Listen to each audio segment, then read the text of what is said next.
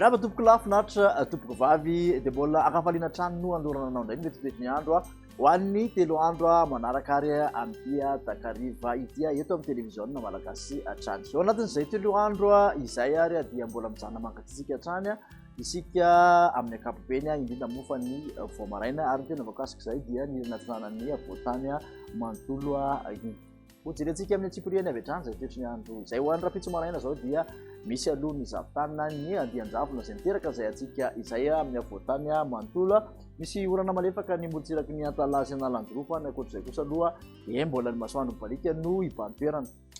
Mitolakandro kosa indray dia mandraondraona amin'ny ankapobeny amin'iny voatany mantolo iny ary ny takarivana ny alina dia mety misy eketika kely ihany na hoe orana manify izay toetry ny andro izay aty motsiraka ny analandrofo sy antalamo dia tsy tapaka fa dia misy orana miatoato hatrany ifandibon-drahona sy masoandro any amin'ny faritra sisy. Ho an'ny maripana voavinavina ho an'ny rapitso alarobia ary dia manodidina ny 20 ka hatramin'ny 20 eo ny ambony indrindra aty amin'ny faritra voatany 10 ka hatramin'ny 13 ny ambany indrindra. Motsiraka atsinanana 9 ka hatramin'ny 20 degré celsius ny ambony indrindra somary mafapana kokoa zany ny atsinanana raha oharina amin'ny voatany aty motsiraka andrefana kosa dia 9 ka hatramin'ny 12 degré celsius izay maripana ambony indrindra izay 13 no mafana indrindra manerana nosy 13 degré celsius tahatsika izany aty amin'ny faritra Boeny Mahajanga. Toy atsika ny toetry ny andro ho an'ny alakamisy kosa indray dia somary mbola misy hatrany aloha ny zavitany ny voamaraina amin'ny voatany mangatsiatsika hatrany zany ny voamaraina.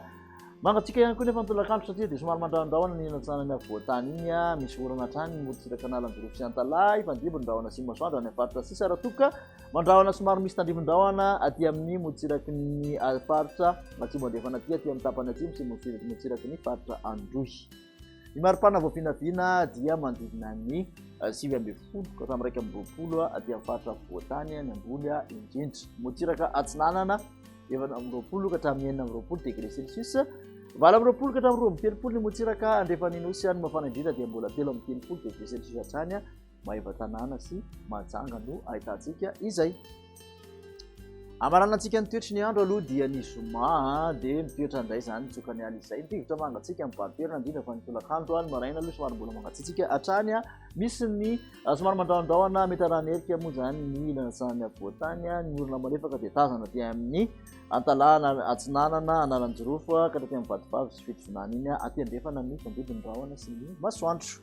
Ny maripana araka izany dia manodidina ny 9 ka hatramin'ny 20 aty amin'ny voatany ambony indrindra raha toka manodidina ny 15 ka hatramin'ny 20 eo izay midina ihany koa ny motsiraka atsinanany nosy aty andrefana 20 ka hatramin'ny 30 izay maripana ambony indrindra izay mafana indrindra dia 30 degré celsius hatrany ny ahitanan'izay kosa dia aty Mainty Rano sy Mahajanga no ahitana azy.